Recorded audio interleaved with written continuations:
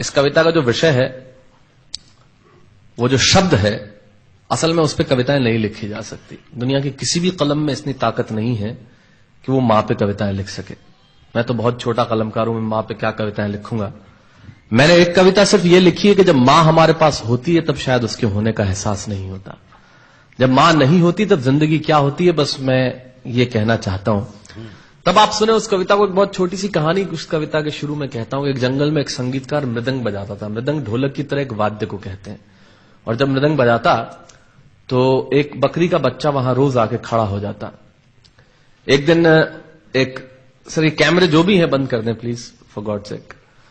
बकरी का बच्चा वहां खड़ा हो जाता आके, तो मृदंग जो बजाता था संगीतकार, उसने उस मेमने से एक दिन पूछ लिया कि यार तुझे क्या मेरा सुर, मेरी ताल, मेरी लय बहुत अच्छी लगती है जो तू रोज यहां चला आता है। वो बोला मैं नहीं जानता कि आप क्या बजाते हैं, न मुझे सुर की समझ, न ताल की समझ, न लय की समझ। मैं तो बस इतना जानता हूं कि इस ढोलक पे, इस मृदंग पे जो चमड़ा मढ़ा है वो मेरे मां के बदन से आया है। क्या बात है, बहुत अच्छे, वाह। जब उस पे थाप पड़ती है मैं आके खड़ा हो जाता हूं। बहुत अच्छे, वाह। मेरी कविता मां के न रहने पे भीतर से पड़ी हुई थाप की कविता है, तब सुनाना चाहता हूं। इस कविता में अगर आपके आंसू बाहर की दुनिया की यात्रा करना चाहे तो रोकिएगा मत। अगर आपको ठीक लगे, जैसा कहता हूं जब मां नहीं होती तब जिंदगी क्या होती है। एक मुनव्वर राणा साहब का शेर उधार लेता हूं कि किसी के हिस्से में मकान आया, किसी के हिस्से में दुकान आई, मैं सबसे छोटा था, मेरे हिस्से में मां आई। क्या बात है, वाह वाह, बहुत अच्छा। तब कहता हूं कि कल जब उठकर काम पर जा रहा था तो अचानक लगा कि कोई रोक लेगा मुझे।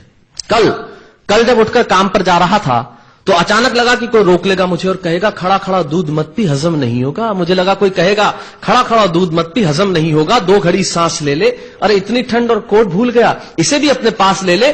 मन में सोचा मां रसोई से बोली होंगी जिसके हाथों में सना आटा होगा। अगली पंक्ति के खालीपन से जुड़े और जुड़े तो मुझे बताएं। मन में सोचा मां रसोई से बोली होंगी जिसके हाथों में सना आटा होगा, और पलट के देखा तो क्या मालूम था कि वहां सिर्फ सन्नाटा होगा। पलट के देखा तो क्या मालूम था कि वहां सिर्फ सन्नाटा होगा। अरे अब हवाएं ही तो बात करती हैं मुझसे। जब कोई नहीं होता तब अंतरिक्ष बात करता है, निर्वात बात करता है, वैक्यूम बात करता है। तब कहता हूं अरे अब हवाएं ही तो बात करती है मुझसे। लगता है जब जाऊंगा किसी खास काम से तो कोई कहेगा दही शक्कर खा ले बेटा, अच्छा शगुन होता है। कोई कहेगा गुड़ खा ले बेटा, अच्छा शगुन होता है। पर मन इसी बात के लिए तो रोता है कि सब कुछ है मां, सब कुछ, जिस आजादी के लिए तुझसे मैं सारी उम्र लड़ता रहा। आपने अपने बचपन में देखा होगा, माए हमें टोकती है, यहां मत जा, वहां मत जा, ये मत कर, वो मत कर, तब हम आजाद होना चाहते हैं। और आजादी की कीमत कितनी बड़ी देनी पड़ती है। अगर कम शब्दों में मैंने ठीक बात कह दी हो तो इसका एहसास मुझे जरूर कराइएगा कि सब कुछ है मां, सब कुछ, जिस आजादी के लिए तुझसे मैं सारी उम्र लड़ता रहा वो सारी आजादी मेरे पास है। फिर भी न जाने क्यों दिल की हर धड़कन उदास है। कहता था ना तुझसे मैं वही करूंगा जो मेरे जी में आएगा, और आज मैं वही सब कुछ करता हूं जो मेरे जी में आता है। बात यह नहीं है कि मैं जो चाहूं कर लूं, मुझे कोई रोकने वाला नहीं है। बात है तो इतनी सी कि सुबह देर से उठूं ना तो कोई टोकने वाला नहीं है। बहुत अच्छे, वाह वाह, बहुत अच्छे, वाह वाह वाह वाह। बात है तो इतनी सी कि सुबह देर से उठूं ना तो कोई टोकने वाला नहीं है। रात को देर से लौटूं तो कौन नाराज होगा भला, कौन कहेगा बार बार कि अब कहां चला। आप ही के जिंदगी के कुछ दृश्य चुराता हूं और आप ही को सौंपता हूं। रात को देर से लौटूं तो कौन नाराज होगा भला, कौन कहेगा बार बार कि अब कहां चला। दोस्तों के साथ घूमने पर उल्हाने कौन देगा, मेरे वो तमाम झूठे बहाने कौन देगा। सच कहा साहब, गम की चोटें जख्मों पे फौलाद से ज्यादा क्या होगी, और मां की दौलत दुनिया में औलाद से ज्यादा क्या होगी। तब कहना चाहता हूं कि रात को देर से लौटूं तो कौन नाराज होगा भला, कौन कहेगा बार बार कि अब कहां चला। दोस्तों के साथ घूमने पर उल्हाने कौन देगा, मेरे वो तमाम झूठे बहाने कौन देगा। कौन कहेगा कि इस उम्र में क्यों परेशान करता है। हाय राम, ये लड़का क्यों नहीं सुधरता है, पैसे कहां खर्च हो जाते हैं तेरे, क्यों नहीं बताता है। सारा दिन मुझे सताता है, रात को देर से आता है, खाना गर्म करने को जागती रहूं, खिलाने को तेरे पीछे भागती रहूं, बहाती रहूं आंसू तेरे लिए, कभी कुछ सोचा है मेरे लिए। खैर मेरा तो क्या होना है और क्या हुआ है, इस बुढ़िया का तो क्या होना है और क्या हुआ है।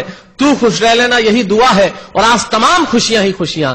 जीवन में जो सर्वश्रेष्ठ एक पंक्ति जो ईश्वर ने मुझे सौंपी वो मैं आपको सौंपता हूं। कहीं कोई कविता नहीं है, एक बहुत सामान्य सी बात जो बहुत सामान्य ढंग से मैं कह रहा हूं, लेकिन गेट सेट गो जो मैंने किताब लिखी, शायद हिंदुस्तान के पिछले 3 सालों में सबसे ज्यादा बिकने वाली किताब वो रही। 14 भाषाओं में उसका अनुवाद हुआ। वाह वाह में मैं रोज टीवी पे बोलता हूं, मेरे लाखों लफ्ज कुर्बान करता हूं सिर्फ उस एक पंक्ति पे जो ईश्वर ने मुझे सौंपी, और कहीं कोई कविता नहीं है, आप ही का भाव आपकी उठा को सौंपता हूं और देता हूं, और जिस विश्वास के साथ मैंने लिखा उस विश्वास के साथ आपको देता हूं कि मेरा तो क्या होना है और क्या हुआ है, इस बुढ़िया का तो क्या होना है और क्या हुआ है, तू खुश रह लेना यही दुआ है। और आज तमाम खुशियां ही खुशियां, गम ये नहीं है कि कोई ये सब खुशियां बांटने वाला होता, पर कोई तो होता जो गलतियों पे डांटने वाला होता। बहुत अच्छे, वाह वाह वाह वाह, बहुत अच्छे, वाह। गम ये नहीं है कि कोई ये सब खुशियां बांटने वाला होता, पर कोई तो होता जो गलतियों पे डांटने वाला होता। और अंतिम पंक्तियां देता हूं कि तू होती ना तो हाथ फेरती कभी सर पर या हल्के से बाम लगाती, आवाजें दे देकर सुबह उठाती, दिवाली पे टीका लगाकर रुपए देती और कहती बड़ों के पांव छूना आशीर्वाद मिलेगा, कपड़े मत फाड़ना अगला कपड़ा अगली दिवाली को सिलेगा, बहन को सताता तो तू चांटे मारती, बीमार पड़ता तो रो रो के नजरें उतारती,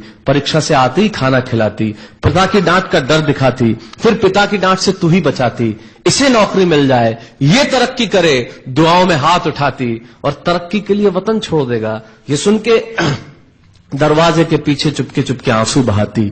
सब कुछ है मां, सब कुछ, आज तरक्की की हर रेखा तेरे बेटों को छू के जाती है, पर मां हमें तेरी बहुत याद आती है। बहुत अच्छा।